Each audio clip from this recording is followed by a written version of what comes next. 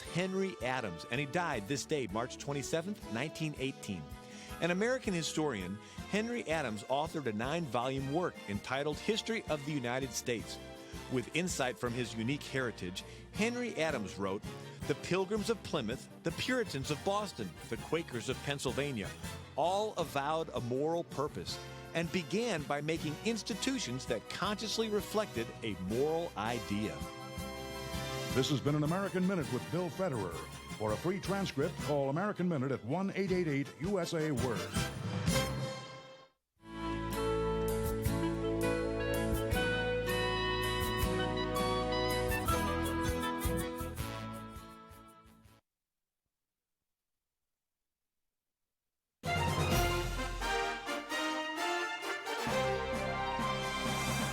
VCY America presents Crosstalk, a nationwide call-in program discussing issues that have an effect on our families, our communities, our churches, our nation, and our world. Crosstalk, an opportunity for you to voice your concerns for biblical principles. And now live by satellite and around the world on the internet at vcyamerica.org. Here is today's Crosstalk. Good afternoon. Welcome to Crosstalk on VCY America. It's going to be a news roundup day here today, and I was hoping that we could have a program that we didn't have to mention the C word, coronavirus, and just deal with other news issues. But there is so much going on that we must report to you some of the matters going on with the coronavirus and matters surrounding it. And also to certainly keep you abreast of other issues going on as well. Lord willing, we'll have time for that. Our thanks to Sandy for getting so many stories together here for us today. And if you've got a seatbelt anywhere near you, put it on, because we've got a lot of ground to cover here in a short period of time. We're going to begin with LifeSiteNews.com. Yes, the article says a former British Prime Minister has called for the creation of a global government to cope with the coronavirus pandemic. Did you hear that, folks? A one-world government is needed to cope with this COVID-19. Gordon Brown, who was both Prime Minister and leader of Britain's left-wing Labour Party from 2007 until 2010, told British media that the world government he proposed would address the medical and financial crises caused by COVID-19. This is not something that can be dealt with in one country, Brown said. There has to be a coordinated global response. During the worldwide financial crisis of 2008, then Prime Minister Brown convinced other global leaders of the need to bail out the banks. Brown believes that there should be advocacy for the emerging world markets within the G20 countries through his proposed global task force, saying we need some sort of working executive. I wonder, let's see, should we call him the Antichrist? He said, if I were doing it again, I would make the G20 a broader organization. The World Bank, International Monetary Fund need an increase to their financial firepower to cope with the impact of the coronavirus impact on low and middle income countries. On and on it goes. But here we have the call for one world government to cope with COVID-19. Lord willing, on Monday, Alex Newman will be with us here on Crosstalk and looking at what he calls the deep state and the coronavirus, some of the issues that are going on under the surface of what you hear on the news. Well, FoxNews.com says that the House of Representatives today overwhelmingly approved the more than $2 trillion package to combat the coronavirus pandemic and send economic relief to workers and businesses. It includes stimulus checks for most Americans, boosted unemployment aid, help for small businesses, as well as a massive loan fund for corporations. Some of the other issues as well that Matt Staver warned about yesterday on the program, but it now goes to President Trump's desk for his signature. The National Review is reporting that we should see China's international efforts not as enhancing its credibility and prestige, but as a desperate bid to salvage an international reputation from utter ruin. China has been a persistently bad actor in the public health arena before and during the initial outbreak. China made its first mistake more than a decade ago. After the outbreak of SARS in 2003, China initially promised to close down its wet markets where exotic animals are slaughtered for human consumption. Chinese consumers eat bats and pangolins and for superstitious fad health reasons. Well, just 1 year after a SARS outbreak that panicked East Asia, China reopened these markets despite many warnings. This crisis has revealed how China has suborned and corrupted the World Health Organization, which ignored credible warnings about the new coronavirus from doctors in Taiwan and instead repeated statistics from authorities in Beijing, the ones downplaying the extent of the crisis. The World Health Organization delayed calling the virus a health emergency and then criticized U.S. travel restrictions placed on China without reference to public health reasoning. The WHO was trying to save China its embarrassment, and still China would not cooperate transparently with the WHO. China silenced whistleblowers who tried to warn the world of this emerging disease. Now, during the crisis, China is acting like a bully, they report. The state has threatened to withhold key pharmaceuticals to increase the pain on Americans, saying that without them, America will be plunged into the mighty sea of coronavirus. Further, China is currently setting restrictions on such American companies as 3M that manufacture medical-grade masks and other safety equipment in China, barring them from exporting these goods from China for use in America and other nations where there's a current shortage. Worst of all, China is actively spreading propaganda that COVID-19 is a bioweapon invented by the U.S. Army. China has even expelled from its territory American national reporters. And boy, if there isn't a lesson, this is something Alex is planning to talk about Monday as well, that we need to bring our manufacturing back into the borders of the United States. From WND.com, the lead author of a dire coronavirus study cited by the White House, Downing Street, and other governments in their decision to urge or impose these unprecedented lockdowns and social distancing, well, that's drastically been revised, and the estimated death toll of the pandemic in the UK. The study by Imperial College of London, published March 16th, estimated that 2.2 million Americans and 500,000 Britons could die. Well, now lead author Neil Ferguson has testified to a parliamentary committee that the UK death toll is unlikely to exceed 20,000. Now, they were reporting 500,000. Now he said unlikely to exceed 20,000 and could be much lower, reported the website New Scientist. And more than half the number would have died anyway by the end of the year because of their age and underlying illnesses, he told the panel on Wednesday.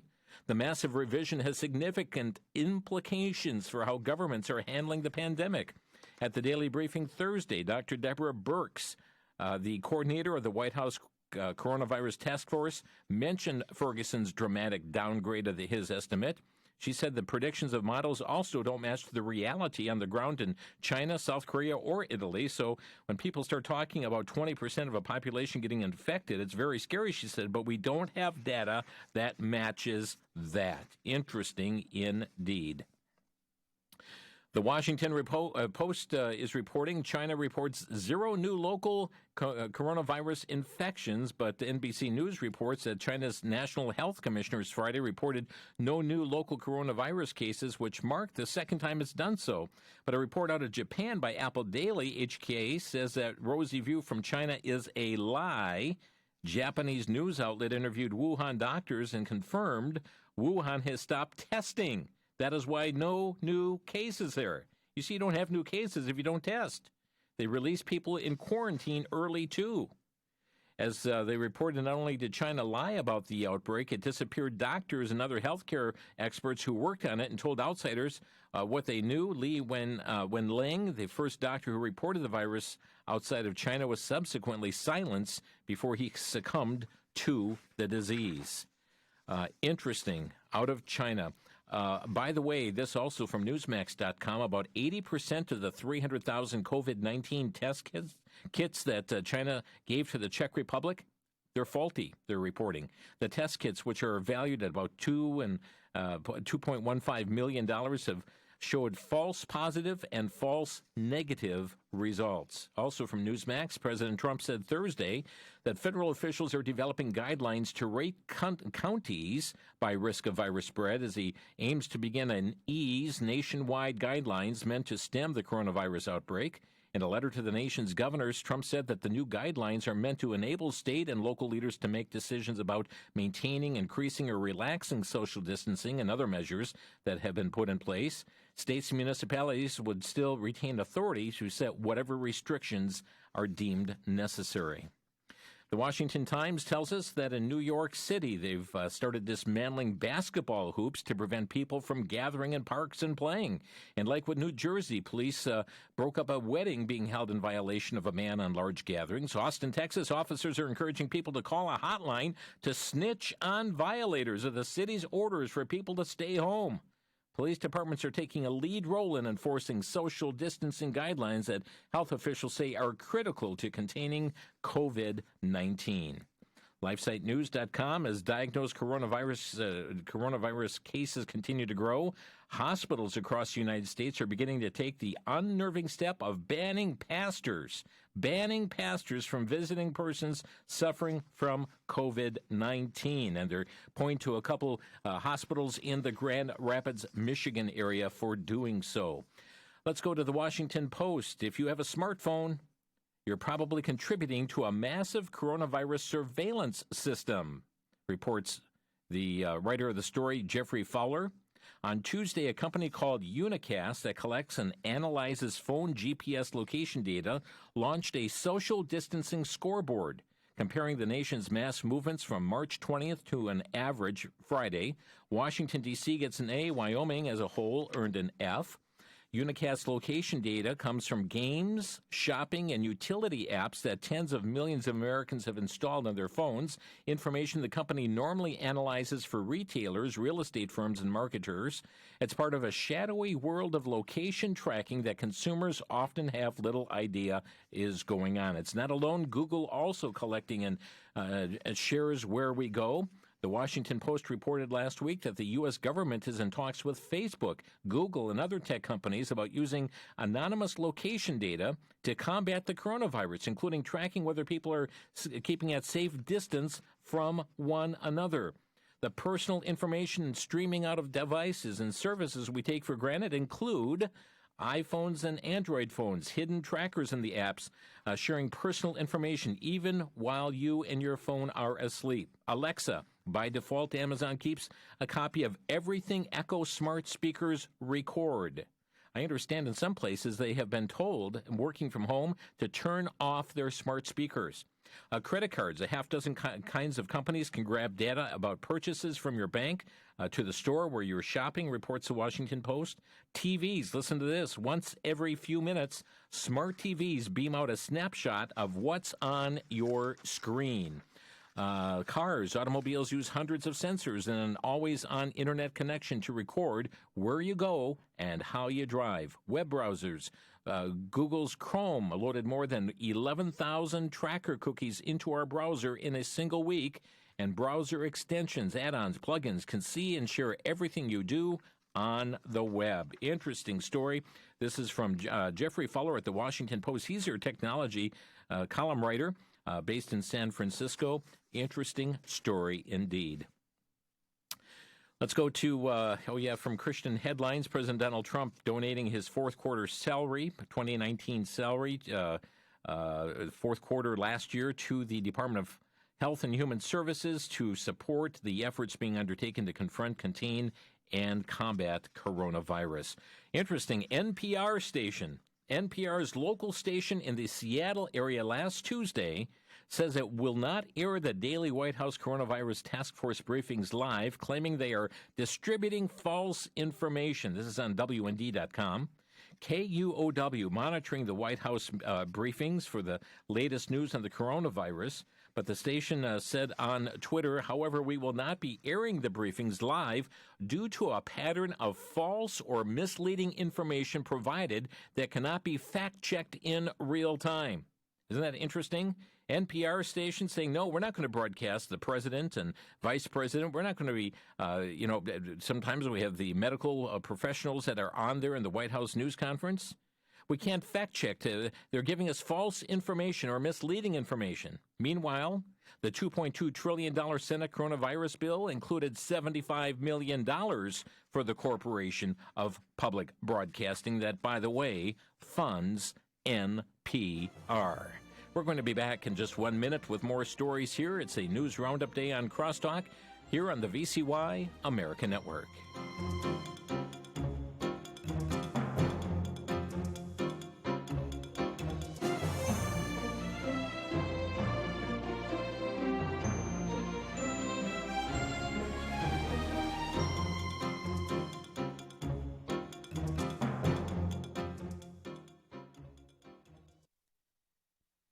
To Genesis with Dr. John Morris, scientist with the Institute for Creation Research.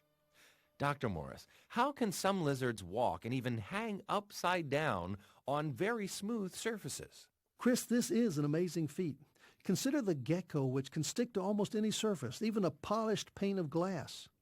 It attaches itself by tiny hairs on its feet, which are so tiny they're packed at about 500 per square inch. Each hair exerts a tiny chemical force which is attracted to the glass surface, and together they support the weight of the lizard. By curling and uncurling the toes, the lizards can break this bond and move on and take another step. You know, often engineers notice an ability in animals and attempt to mimic it in engineering design. And that's what they're trying to do in this case. Maybe by modeling the gecko lizard, we can even have Spider-Man clinging to smooth surfaces. Such things are possible if you go back to Genesis for your starting point. Thanks for joining us for Back to Genesis.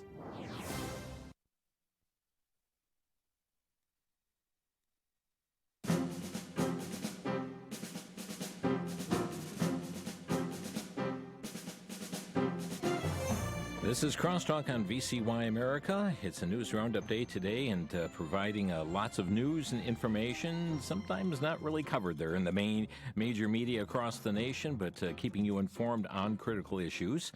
Certainly we need to be salt and light and take advantage of the moment. Scripture puts it this way, to redeem the time, to make the most of every moment. That's better wording there. Make the most of every moment, to redeem the time, because, why? The days are evil. Let's use this time to certainly advance the good news of the gospel through our daily lives and through the interactions that we have with others. As we continue on with our news roundup here today on Crosstalk from townhall.com, Representative AOC upset that non-citizens will not be receiving the $1,200 checks in the $2 trillion emergency relief bill unanimously passed by the Senate Wednesday and now by the House by a voice vote. She tweeted out, "Thanks to GOP, these checks will be cut off the backs of tax-paying immigrants who get nothing. Many are essential workers who pay more taxes than Amazon," she said. Also from CNSnews.com, Ilhan Omar sent out a tweet March 24th recommending a federal response to the COVID-19 crisis that called for the releasing of ICE detainees and people held on bail, saying we need a moratorium on incarcerating people who are low risk to others, saying, again, we need to recommend that we need to release ICE detainees. From Jihad Watch, Iran has released 85,000 prisoners because of the coronavirus, but keeps Christians still locked up. From townhall.com, Mayor LaToya Cantrell of New Orleans refuses to take responsibility for her decision not to call off Mardi Gras over concerns of the Wuhan coronavirus. She is blaming President Trump. Now, it's her Mardi Gras, but she's blaming President Trump. The decision has cost New Orleans to become now the epicenter of coronavirus cases in the state of Louisiana. Cantrell said she didn't take the threat of the virus too seriously because, well, President Trump didn't take it seriously, she said. Very interesting. Planned Parenthood suing Texas for Governor Abbott's order banning non-essential surgeries. Texas Governor Abbott issued an order Sunday night that suspends non-emergent elective surgeries in order to free up hospital beds for COVID-19 patients. Included under his umbrella is abortion, unless deemed medically necessary to save the life of the mother. Texas is not the first state to make that move. Ohio has also implemented a similar mandate over the weekend. But there are numerous places, numerous states in which abortion centers where they're killing babies on the inside are deemed to be essential. There was a joint statement that came out from pro-life OB-GYNs, the American College of Pediatricians, Christian Medical and Dental Association, the Association of American Physicians and Surgeons.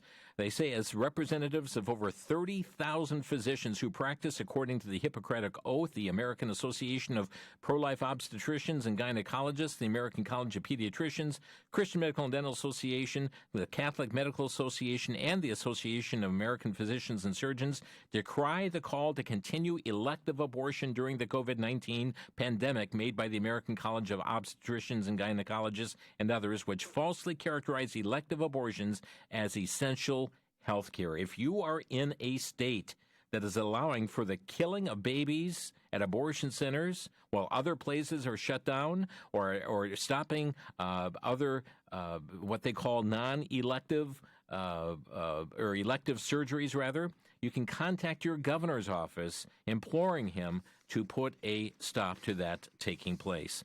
This from lifenews.com. 11 Planned Parenthood locations in the state of California have closed amid the ongoing pandemic, saying the sites are closed until further notice.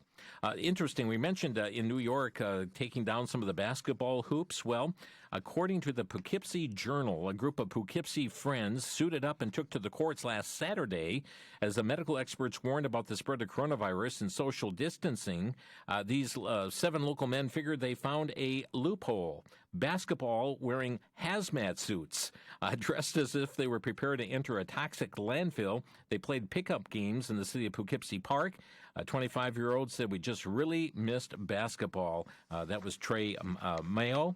He said plans for the continuation of the hazmat hoop season have not yet been made, but said if their work schedules aligned, the group would meet again this week for another game so long as the law permits. Well, if they're in the city where they're taking down hoops, they're going to certainly miss out on their basketball game in hazmat suits.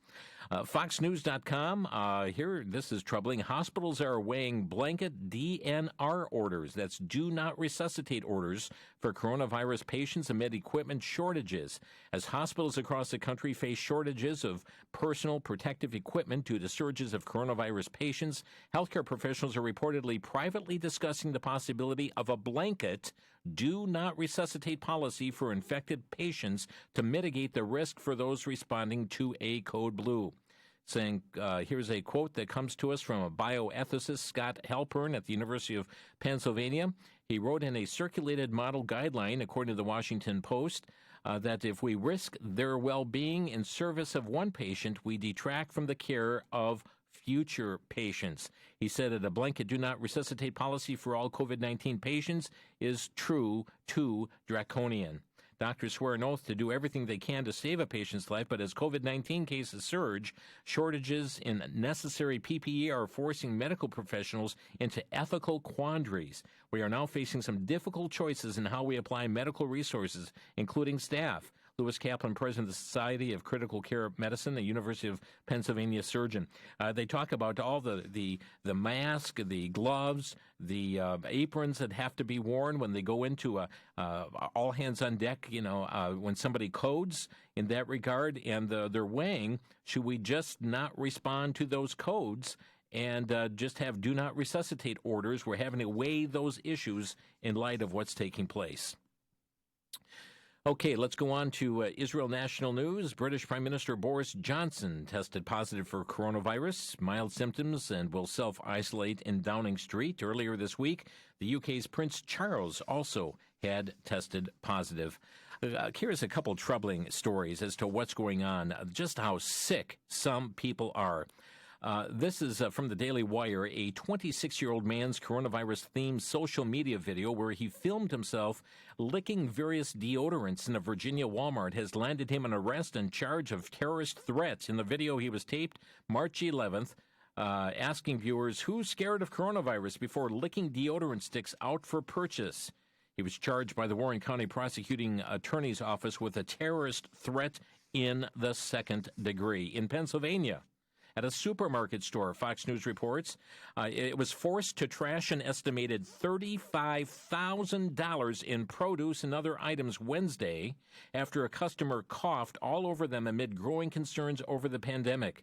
The woman came into Garrity's supermarket in Hanover Township around 2:20 and proceeded to purposely cough on the store's fresh produce as well as a section of its bakery, the meat case, and grocery shelves, according to the store's owner. He described it as a twisted prank. Some $35,000 in produce and other items they threw into the trash. The New York Post tells us that animals get lonely too, and so a Missouri zoo is asking the public to pen letters to its animals during its closure amid the coronavirus pandemic. Here's an at-home idea for kids of all ages. Write a letter to a zoo animal, the Dickerson Park Zoo posted on its Facebook page. Maybe share what you're learning from home or what you have learned about a particular animal or country. Let's stay together while apart. The letters are read to the zoo inhabitants and posted on Facebook.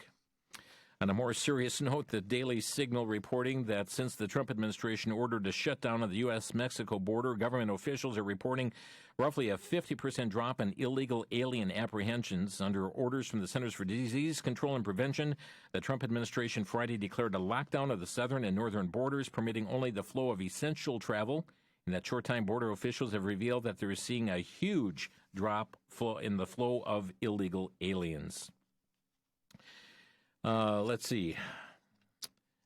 Other news coming to us here at VCY America. We have Gateway Pundit reporting. D.C. churches in Washington, D.C. closed through Easter, but the district is conveniently scheduled to reopen for the first full day of Ramadan. Okay, WND.com. Posters claiming to be from a branch of the radical British climate change group Extinction Rebellion have appeared on lampposts declaring the coronavirus is the cure. Humans are the disease. In their Twitter post, Earth is healing, the air and water is clearing, corona is the cure, humans are the disease. A warning came from the FBI, and I printed it off here today. Warning from the FBI. Due to school closings as a result of COVID-19, children will potentially have an increased online presence and or be in a position that puts them at an inadvertent risk. Due to this newly developing environment, the FBI is seeking to warn parents, educators, caregivers, and children about the dangers of online sexual exploitation and signs of child abuse. Parents, don't let your kids just go off the room, close the door as they go into all the social media and so forth. The FBI putting out a warning saying this is an increased time because children are spending times on their various media, that there is an increased danger now for online sexual exploitation and signs of child abuse. And then we saw this story coming from LifeSiteNews.com where Teen Vogue is encouraging 13-year-olds to make child porn through sexting. In mid-March, right in the midst of the COVID-19 pandemic, Teen Vogue posted a Snapchat Discover story about sexting under the guise of helping teens sustain their relationships from a distance. That's the story on LifeSiteNews.com. Encouraging teens to sext is encouraging minors to create and distribute child pornography, which is more accurately referred to as child sex abuse material. By the way, Gallup has released their poll looking at 9 different sources as to what people rank as far as the top approval for dealing with this coronavirus. At the very top of the response, they have U.S. hospitals. You know what's at the bottom of the list? The news media. Hats off to the Mississippi governor, Tate Reeves. Todd Starnes has a story. He led the Magnolia State in a brief Bible study and prayer service on Facebook last Sunday morning, reading 3 passages from the Bible, delivering prayers on behalf of the state. And after he talked about different things like looking after elderly and so forth, he closed with a passage of Scripture reading John 3:16. Praise the Lord for that action. And CBN News has learned also President Trump, Vice President Pence, and Secretary Ben Carson spoke to hundreds of pastors in a conference call last Friday afternoon. President Trump specifically asking them to pray for stamina and the health of our country. Let's try and get some other news stories in here today as well, here on Crosstalk. This is a very interesting story. A Pakistani doctor arrested in Minnesota on terrorism charges. A Pakistani doctor and former Mayo Clinic research coordinator, Muhammad Massoud, was arrested in the Minneapolis-St. Paul International Airport last Thursday by FBI agents, charged with 1 count of attempting to provide material support to a foreign terrorist organization. Prosecutors say Massoud was in the U.S. on a work visa expressed his desire to travel to Syria to fight for ISIS and then a desire to carry out lone wolf attacks in the United States. The FBI began investigating in January after learning that he had posted messages on an encrypted social media platform, including an intent to support ISIS. We're back in a minute. This is Crosstalk.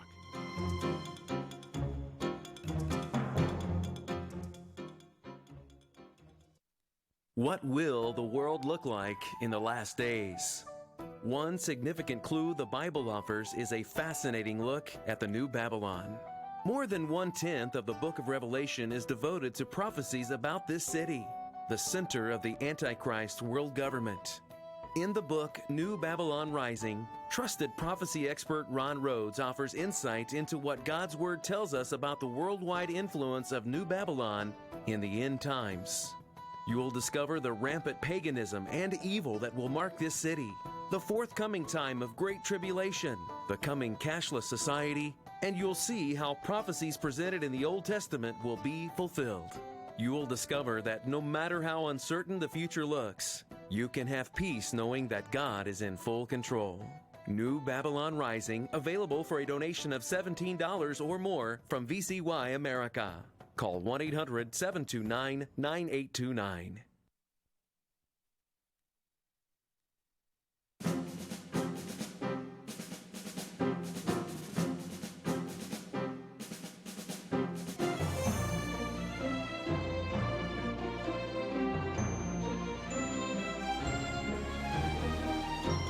This is Crosstalk on VCY America. Let me get a few more things in before we go to the phone lines.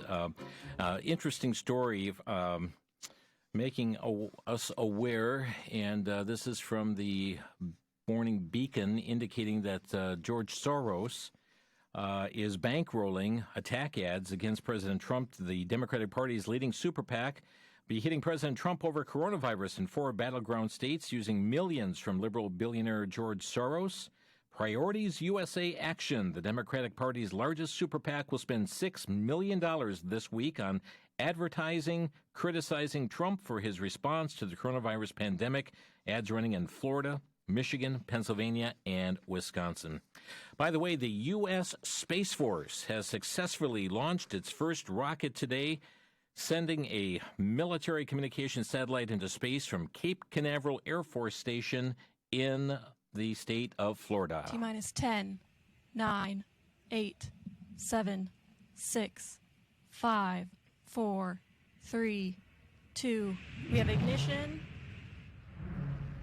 and liftoff of the United Launch Alliance Atlas V rocket with AEHF-6 on the first mission for the United States Space Force. Yep, that's the first mission for the Space Force, the Advanced Extremely High Frequency Satellite, joining 5 others of its kind in orbit, giving America's terrestrial troops complete global communications coverage. From WND.com, the Texas 3rd District Court of Appeals will decide whether a city can force churches to pay nearly twice the rate that other water users pay. In essence, the city of Magnolia, Texas, is levying a special tax on churches, contends First Liberty, which is representing Magnolia Bible Church, First Baptist Church, and Believers Fellowship in a lawsuit. The city came up with this new institutional water fee structure for churches, imposing rates that are significantly higher, like 178% higher than the rates for commercial businesses. City Administrator Paul Mendez had explained that implementing an institutional rate would allow the city to collect funds from these entities in place of taxes or other fees. The church is charged that the institutional water rate is a thinly veiled property tax on a tax-exempt entity and is such preempted by state law. Magnolia Bible, their water bill jumped from $385 to $1,071, and the other churches' increases were also similar. Fox News reporting that Venezuelan President Maduro is wanted by the Department of Justice for drug trafficking. And we understand that he is, there's a $15 million reward for information that will lead to his capture. From Breaking Israel News, after nearly a year of political paralysis, Israel finally on its way toward a national unity government as the nation battles against the unprecedented coronavirus pandemic. Benny Gantz, who has stood as Israeli Prime Minister Benjamin Netanyahu's chief rival through 3 consecutive election cycles, announced that his party faction would join Netanyahu's right-wing coalition to form a new government. According to the terms of the agreement, Netanyahu will serve as a prime minister for 18 months before handing the premiership as part of a rotation to Gantz, who will serve under Netanyahu as deputy prime minister and defense minister for the first 18 months and then become prime minister in September 2021. Gantz's dramatic move jolted Israel's political system. The agreement led to the collapse of Gantz's own blue and white party. Let's open some phone lines today. If you want to comment on these or other current event stories, maybe things going on with coronavirus, our telephone number to Crosstalk, 800-733-9829. That's 800-733-9829. From lifenews.com, a gynecologist in Argentina was sentenced to 14 months in prison this month. Why? For refusing to kill an unborn baby in abortion. BioEdge is reporting an Argentine court slammed Dr. Leonardo Rodriguez Lastra for ignoring a woman's voice and her vital needs when he provided medical care to her and her unborn baby rather than an abortion. In 2019, the court found Lastra guilty of breaching the duties of a public official for refusing to abort the unborn baby. Western Journal reporting Senate Majority Leader Mitch McConnell asking retirement-eligible conservative judges to consider stepping down in the coming months so that President Trump can appoint their replacements, according to a new report. The New York Times reported Monday that Mitch McConnell is urging older justices appointed by former GOP presidents Ronald Reagan, George H.W. Bush, and George W. Bush to retire by late summer or early fall. Senator Mitch McConnell has been personally reaching out to judges to sound them out on their plans and assure them that they would have a worthy successor if they gave up their seats soon, according to multiple people with knowledge of his actions, according to the Times. By the way, the Supreme Court has been handing down their first remote opinions, not doing this publicly, but remotely, and since this is the first time since Bush versus Gore. Let's go to the phone lines here today. Our number is 800-733-9829, 800-733-9829. Let's go to Dan calling in from Northport, Florida. You're on the air. Hi, thank you for taking my call. I just wanted to comment on one of the statements that's been made and you made about the coronavirus and the hospitals and how understaffed they are and all the problems they're having getting equipment. I can speak from my own side where my wife is a nurse practitioner and my daughter is a nurse. And in their cases, in the hospital, there's 3 complete open units to have nobody in it. And my wife's employment is down about, patients are down about 60 to 70%. Now, my only question is, do they just make a blanket statement when they say they don't have beds and they don't have the ventilators? Or, I mean, it almost sounds like they're all that way, but they're not. Okay, well, I would take your word for what's happening there. I know all of these issues are greatly varying state to state.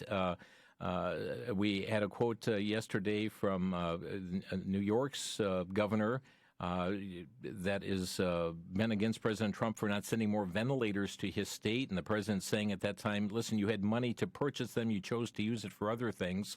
So I know those issues as to equipment and supplies are varying from, no doubt, community to community, state to state as far as the hospitals.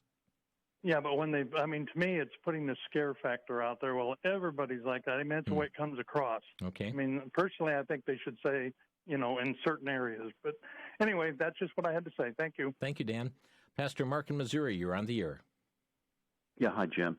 I wanted to ask a question that I haven't heard addressed, and that is we have to wait outside for somebody to bring our food out from a food establishment, or we have to have them bring it to our home because they're concerned about us being sick and coming in and congregating. But how in the world are we supposed to trust the fact that the people are making this food that they don't have coronavirus? I just don't seem to understand why there's a difference between me going in where I like to go in and look at how my food's being prepared, and yet I've got to figure that maybe a teenager or an older person, whatever, they're making my food, and I have no idea whether it's being coughed over or whether they've washed their hands or anything. So I just wanted to ask that question. Yeah. Haven't heard anybody bring it up. Thank you. Thank you, Pastor Mark. Appreciate that. And Frank, I don't have an answer to your question, other than I've heard others express that concern as well, saying, we know people in the food service industry are going through great times of difficulty,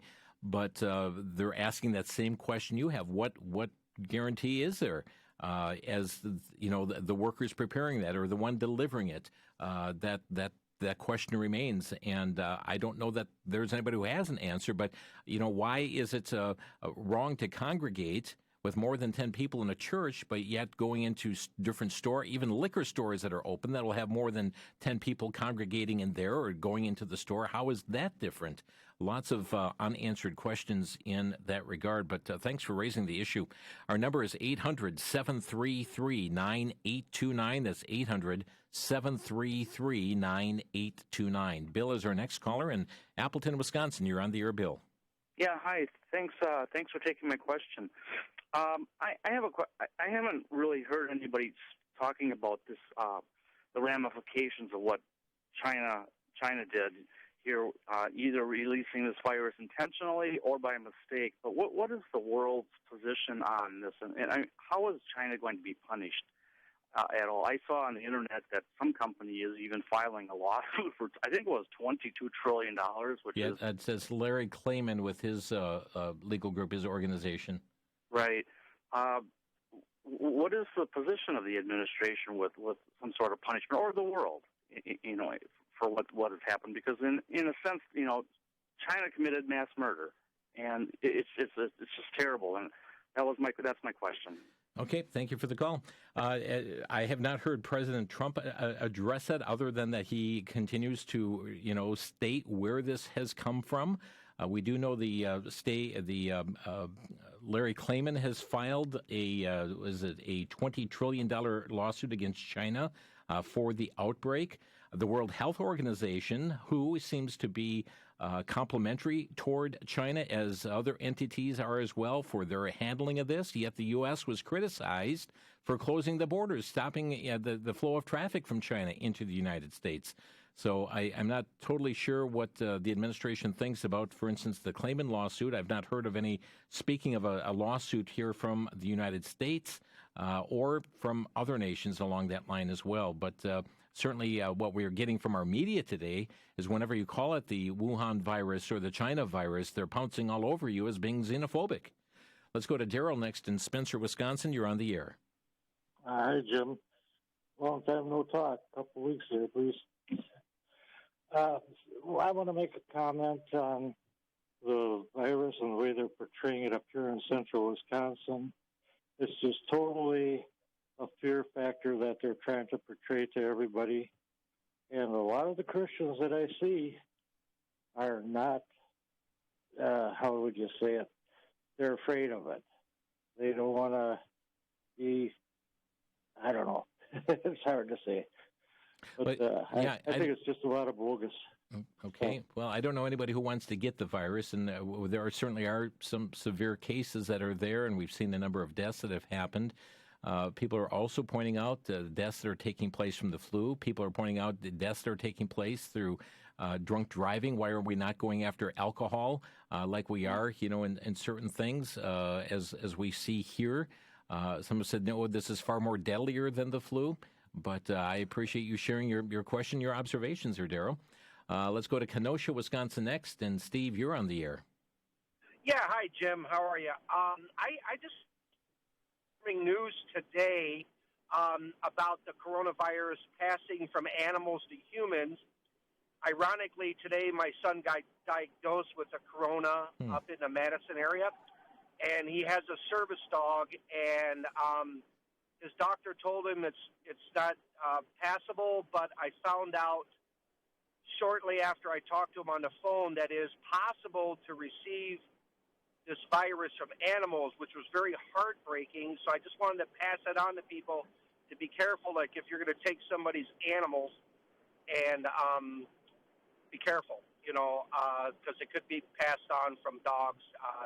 With a little bit of research, I found that out. So what's your input on that, and pass it on. Okay. Thank you so much. We carried a story last week about the first dog to test positive for coronavirus died. We had that on a previous program here as well. So I think that the jury is still out on some of those issues, that there's much that is being learned. This is a novel virus. That means it's a brand new virus, and so much to be learned.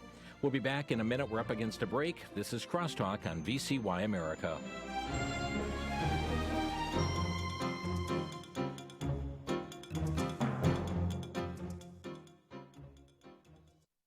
For the Worldview Weekend Minute, I'm Brandon House. Our website's worldviewradio.com. Neo-Marxists in our leadership at the local, state, and federal level are taking advantage of the coronavirus. By the way, there seems to be overwhelming evidence that China deliberately allowed this to spread around the world. They did not inform the World Health Organization for over a month after they knew what was going on. They allowed people to be infected and then travel to places throughout the world.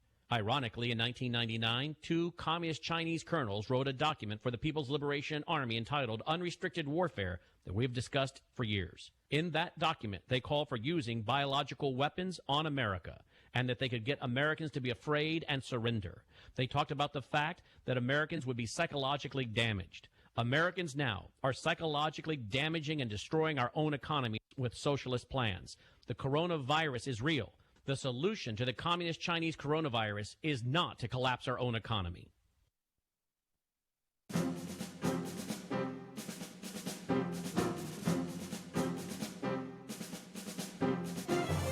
This is Crosstalk on VCY America. Our number 800-733-9829. Let's go to Debbie in Brooksville, Kentucky. You're on the air, Debbie. Oh, hi. How are you? Fine, thank you. Yeah, I'm just calling to alert people in Kentucky that Andy Brashear is keeping the Planned Parenthood abortion clinics open. And Kentucky has had 5 coronavirus deaths in the month of March, but there have been 347 abortions to date. Wow, that's very interesting. And so are other businesses what are deemed non-essential closed? Oh, sure, like doctors, dentists, and things like that, restaurants, churches. But apparently abortion clinics are essential. Yeah, if you want to... Governor Brashear. Yeah, or this is, well, actually, Governor, is it Governor Brashear right now? Yes. Okay. Andy Brashear. And contacting his office would certainly be in order. Yes, I encourage everybody in Kentucky to do that. I called this morning, and I was on hold for quite a while, but I left my message on their message line. Thank you for the call. Sure. Okay. Thank you. Let's go next to, Dennis in Chattanooga, Tennessee. You're on the air. Yes, sir. Thank you for taking my call, Jim. We praise the Lord once again for your wonderful broadcast and your guests and all that you do to get the truth out to America and to the world. I want to say just kudos to the precious lady who just called in about the 24-hour prayer vigil. That just touched my heart so much. And I think we can all learn a very dear lesson from that, and we all need to abide by what she's saying, and we all need to do likewise. We need to be much in prayer. Thank you. Amen. Thank you for your call here. And let's see, let's go next to Tennessee. We have Merle calling. You're on the air, Merle. Yeah, Jim, concerning PBR and PBS and some of the main networks not carrying Trump when he comes out like he does during the day. They don't like the fact that he wants to try to bring hope. He wants to try to bring calm. He wants to try to reassure the American people. It's because the Democrats want to make this as painful as they can and as prolonged as they can to try to gain every political advantage they can out of this thing. And this is like the first time the American people have not come together in a crisis. I mean, we did it 9/11. We did it some other times. But the divide is so great. It's like there's two families in this world, the family of darkness and the family of light, and I'm talking about spiritualness. And so we just need to keep praying and pray for Trump, and that's what's going on. They just don't like the fact that he's trying to bring calm and having all the airtime that he's having.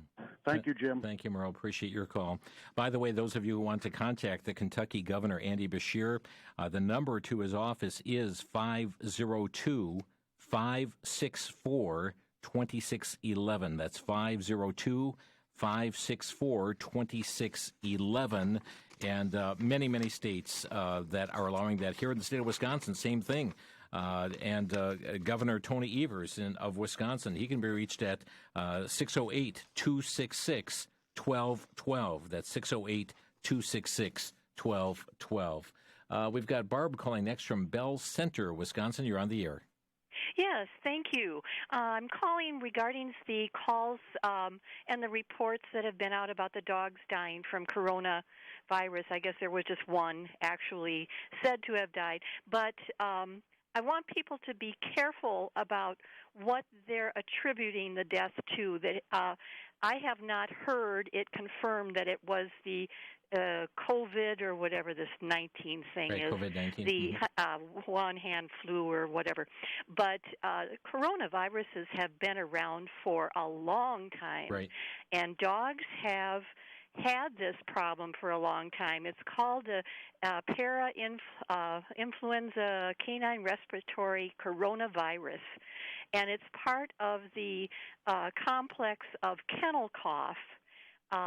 They have a vaccine, of course, that kennels will require you to have with your dog when you kennel them, but it only and it does fight a virus, but it only fights the para-influenza virus, not the canine respiratory coronavirus. So this issue is more complex than having a dog have coronavirus because they have traditionally had coronaviruses for a long time. So I would have people take a lot of care when they consider the spread of the coronavirus that we're fighting and attributing it to anything a dog might give them. And Barb, what is your background? I'm just someone who likes to keep up on things. Okay, very good. Thank you for the call. Thank you. Bye-bye now. Bye. And Karen in Central Point, Oregon, you're on the air. Hi. I just think because, this coronavirus is so new and mysterious, even as a Christian, though, why shouldn't we be a little cautious? And, we can have faith in God, but we still lock our doors. We still get our dogs rabies shots. We still put out our campfires. Sure. We still wear a life vest on a boat, hopefully. Right. So, Yep. And don't disagree with any of those things. We don't disagree with good hand washing, proper hygiene, and covering coughs and all those kind of things, too. It just makes good old common sense. Yes. Thank you, Karen. And one last call out of Glasgow, Kentucky. Eddie, you're on the air. Jim, thank you for taking my call.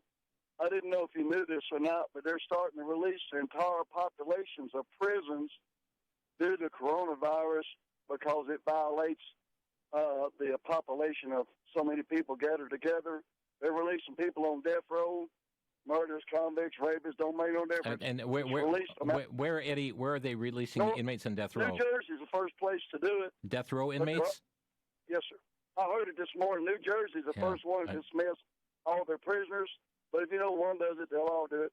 Okay, thank you so much. I cannot verify that off the top of my head, but thank you for the call. Ladies and gentlemen, we thank you for joining us here today on this news roundup. And Lord willing, Alex Newman will be with us on Monday talking further about this and other related issues. Hey, by the way, Department of Justice has sided with 3 female high school athletes suing Connecticut public schools over allowing biological males to compete in women's sports. DOJ taking the side of some common sense in that regard.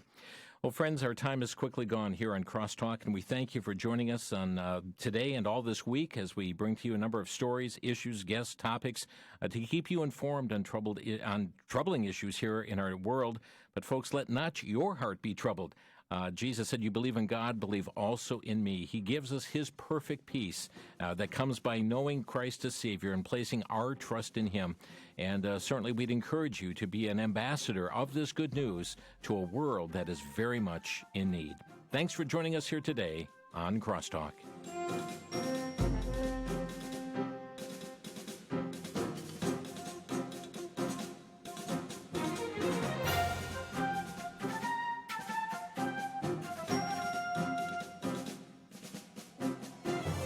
Listening to Crosstalk via satellite and the internet from VCY America. Views expressed may or may not be those of this station. For a CD of today's program, send a donation of $6 or more to VCY Take Ministry, 3434 West Kilbourne Avenue, Milwaukee, Wisconsin, 53208. Or download by RSS or podcast from CrosstalkAmerica.com. And join us again for Crosstalk.